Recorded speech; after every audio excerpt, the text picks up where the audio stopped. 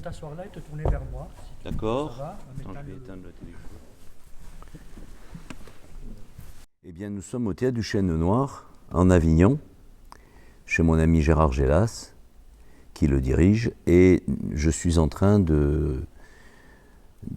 dans les ultimes répétitions de ma prochaine création, qui s'appelle Adieu Ferdinand, qui est en 2 soirées pour l'instant. Par exemple, les lumières, tu les trouves ici à une situation ou déjà chez toi?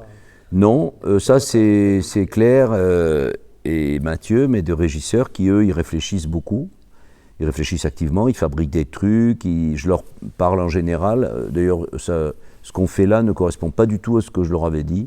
Je leur avais dit on va faire des lumières très abstraites, je ne vais pas repartir dans le roman d'un acteur avec des carrés, des rectangles, des voitures, des appartements. On est reparti comme le roman d'un acteur. Donc, mais par exemple, je leur ai dit que je voulais une rampe parce que je voulais pas voir les gens.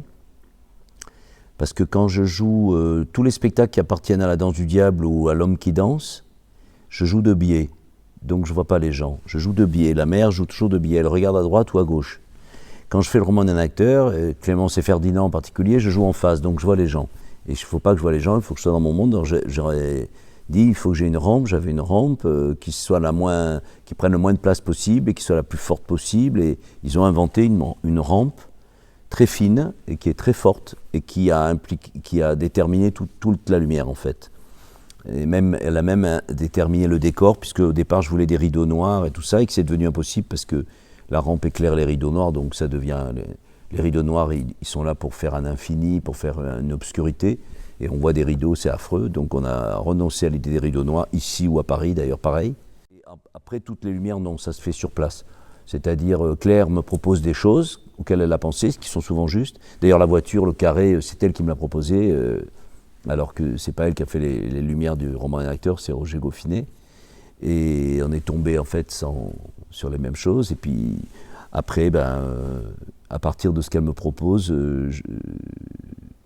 je gamberge, je rêve et je l'amène à aller peut-être plus loin que ce qu'elle proposait, au contraire, à aller encore plus loin que ce qu'elle avait pensé. Et bien sûr, on a beaucoup travaillé, ils ont vu beaucoup de répétitions.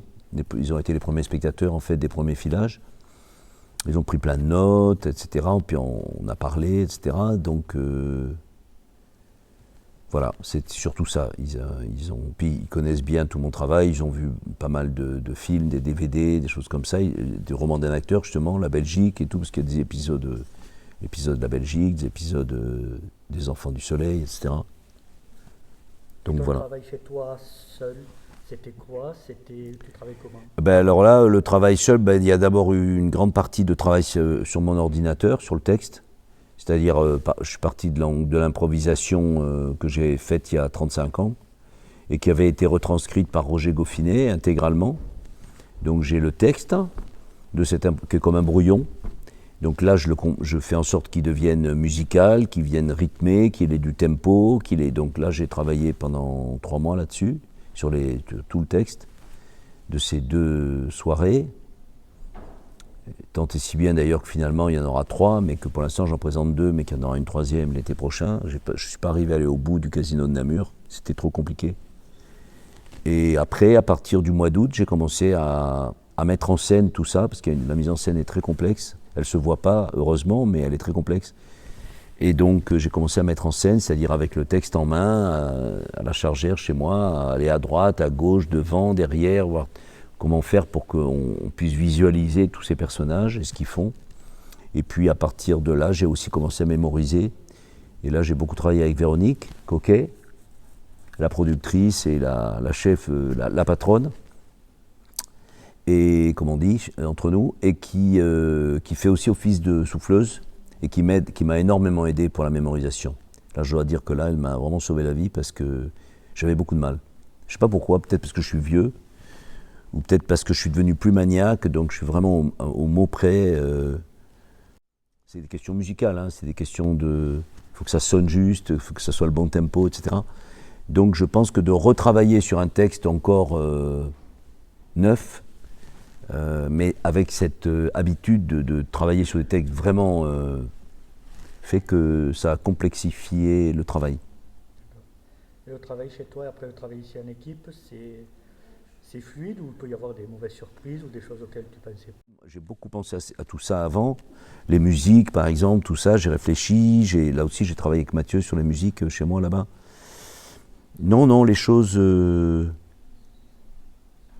j'ai quand même une grande habitude de ce matériau, de spectacle, là, de ce genre, de cette histoire, même des personnages, tout ça, je les connais. Donc, c'est plus facile que quand j'ai créé les premières Ariane ou les premières Belgique, où c'était vraiment très très dur. Non, c'est quand même plus facile. Mais du coup, non, depuis qu'on est là, il y a plutôt des tas de choses qui se résolvent, que je sentais, que je pressentais, mais je ne savais pas très bien comment elles allaient se résoudre. Enfin, ça paraît très prétentieux de parler de ça comme ça, parce que tout ça c'est très matériel, hein, c'est des problèmes d'artisans hein, que j'ai, ou d'ouvriers, c'est pas des problèmes intellectuels. Hein, quand je suis la musique, il faut qu'elle ait la bonne durée, il faut qu'elle soit dans le bon tempo, il faut que je joue dessus sans il faut pas qu'elle m'empêche de jouer, parce qu'au début quand je mets des musiques par exemple ça m'empêche de jouer, parce que moi j'ai un autre rythme que celui des musiques. Donc voilà, alors après il faut prendre la musique à ce moment-là plutôt qu'à celui-là. Et apparemment, tout ce que j'avais espéré, ce dont j'ai eu envie comme musique, ça semble s'accorder, aller juste. Alors après, avec des adaptations, des moments de... On ne prend pas la musique au même endroit, on le prend un peu plus tard. J'ai plutôt eu que des bonnes surprises. Il y a Kalsoum, il y a des morceaux Kalsoum, et je joue sur Kalsoum. Et je me suis fait du Kalsoum pendant... Merci Amazon, je me suis fait du Malzoum pendant des jours et des jours. Et non, ça. Il y a des musiques de Chaplin, tout ça fonctionne bien. Et est-ce que le lieu joue? J'imagine que oui, c'est rassurant. Bah oui, parce que. Et alors surtout, alors au début j'avais mis les rideaux noirs, mais c'était. En fait, j'ai renoncé d'abord pour une question de place, ça prenait trop de place. Moi je suis habitué à ce théâtre, j'ai fait beaucoup de créations.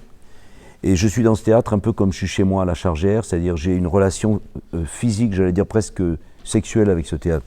C'est mon corps. Cette cage de scène, je la sens dans mon corps. Je ne sais pas comment dire ça, c'est une extension de mon corps. C'est physique, d'ailleurs on dirait de la chair, les pierres on dirait de la chair. Et quand j'ai mis les rideaux noirs, j'ai eu l'impression que j'étais plus à poil, quoi. Or quand je joue, il faut être nu, mon entreprise c'est de me mettre à nu devant les gens. J'ai l'impression que j'avais un costume lourd et qui me tenait chaud et j'avais plus la place et du coup je trouvais plus mes déplacements, je me retrouvais plus dans cet endroit comme je m'y suis retrouvé tellement de fois. Déjà ça a été la première chose, après il y a eu le fait que les rampes éclairaient les rideaux noirs donc ça les rendait laids et donc du coup tout m'est paru absurde et on a tout enlevé, on a retrouvé cette cage de scène qui est à peu près unique au monde de beauté. Faire des lumières là-dedans, c'est un bonheur extrême et sensuel, parce que les lumières, parce que les murs sont comme la chair, et la lumière est d'une sensibilité extrême.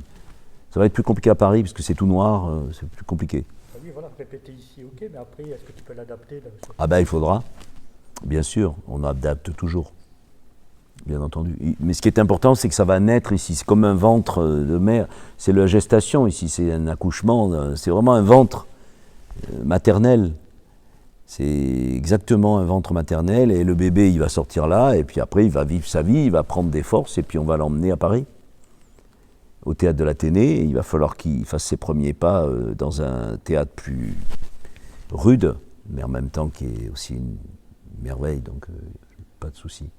Ok, merci Philippe. Merci.